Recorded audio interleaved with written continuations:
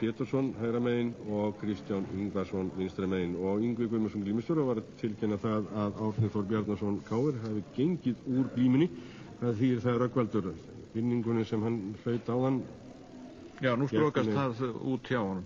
Þetta er eitt af því sem að verður tekið fyrir núna þegar það verður að endurskoða glímulögin og verður gengið frá þeim endalega, að þá verður einmitt þetta atriði skoðað. Og þarna kom hægri fót að krækja hjá Eyþóri.